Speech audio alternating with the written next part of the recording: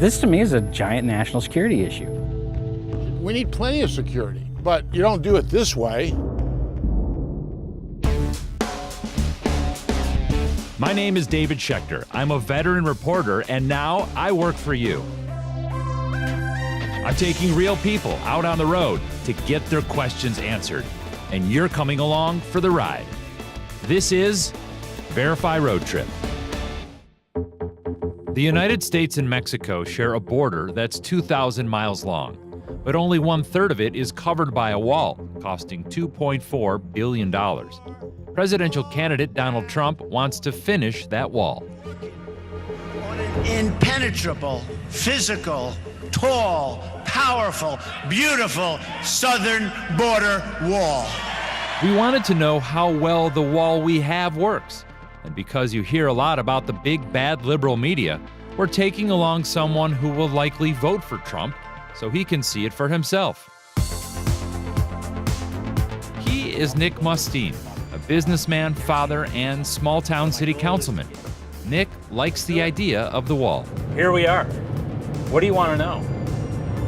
I can't wait to see the wall. You hear about it your entire life, about the border, what's going on, the fear, the paranoia, the hype. I want to see this thing. I want to touch it. That's Robert Cameron with Texas Border Tours. He's taking us on an ATV ride along the wall.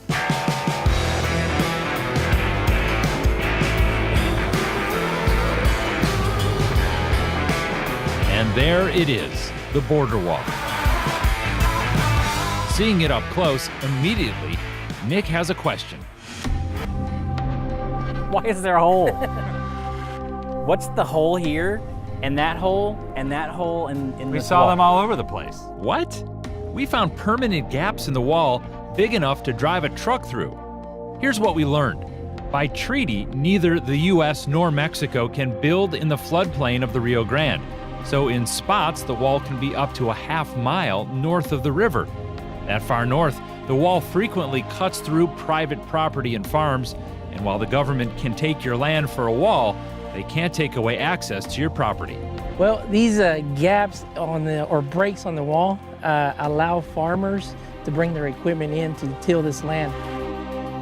Does this make sense to you? No, I mean, Before this wall was here, just imagine nothing. open. So people could cross go wherever you want. Now you can only cross right You here. can only cross here now. And in many cases, that is what's happening. The gaps funnel migrants into predictable places, making it easier for Border Patrol to round them up. You don't need a ladder. You don't need a ladder. You just need legs. To I walk can't even through. knock. Hey, can I come in? Do we need a bigger border wall? Absolutely, 100%. And it needs to. This is 20 feet. It needs to be 40, 50 feet higher. When you're a stone's throw away from Mexico, you start to see things differently. What are your observations here? What have you seen? What are you thinking? We could do a lot more. Doesn't matter what political affiliation you're with. We could do a lot more. Over in McAllen, we met Republican Party Chair Sergio Sanchez at the Sacred Heart Catholic Church.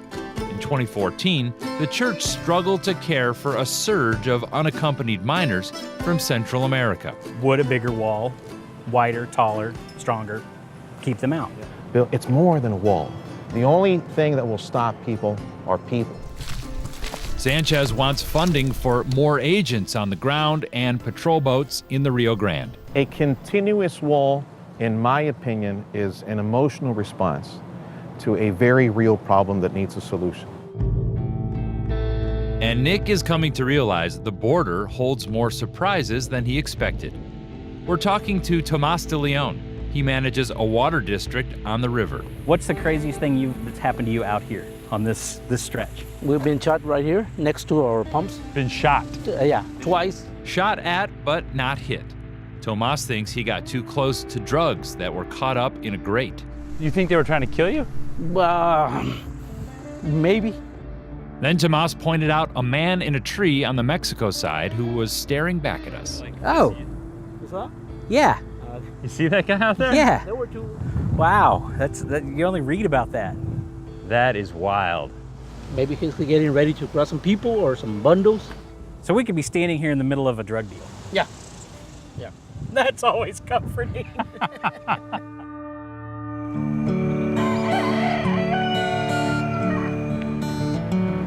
Early the next morning, we're an hour east in the southmost neighborhood of Brownsville, where a 2-lane road cuts through the border fence. Tony Zavaleta is a former Democratic official and a vocal opponent of the wall. Do we need bigger, better wall? No, we don't need any wall. We need people. We need technology. We need boots on the ground. What would happen if you closed these gaps? You would literally cut off this community, this half of the southmost community there and half there. There are elementary schools and middle schools right down the road. People wouldn't be able to get there. They'd have to go all the way around. So wait, The so, farm- so we've built a wall, and there's a school right back there. Yeah, a couple. There's a school on one side of the wall, There- and the yeah. neighborhood's on this side of the Absolutely wall. no yeah, sense. they're right. No, it doesn't make any sense at all.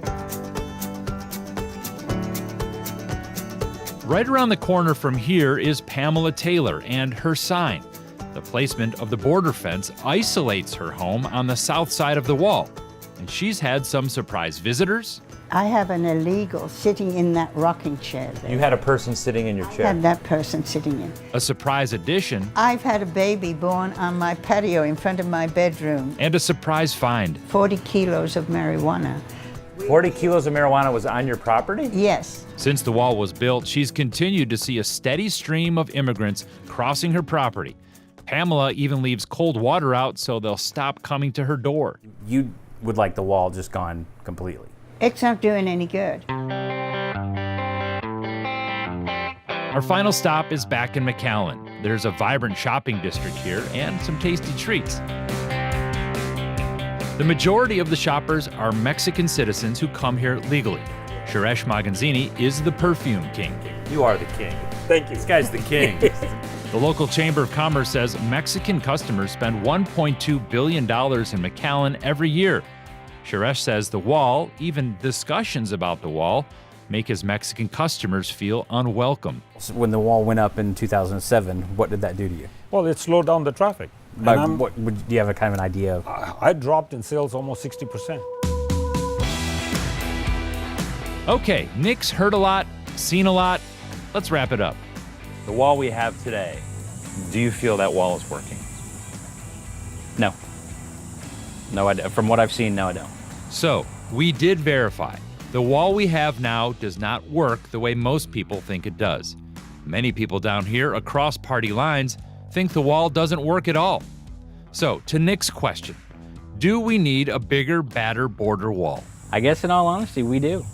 Only one person said more wall, everyone else said more boots on the ground, but you still say more wall.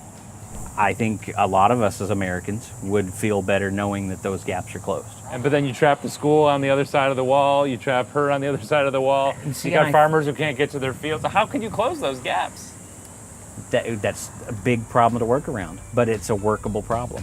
So, while many people down here see the flaws in the wall we already have and think the wall is not the answer, that's not what Nick concluded.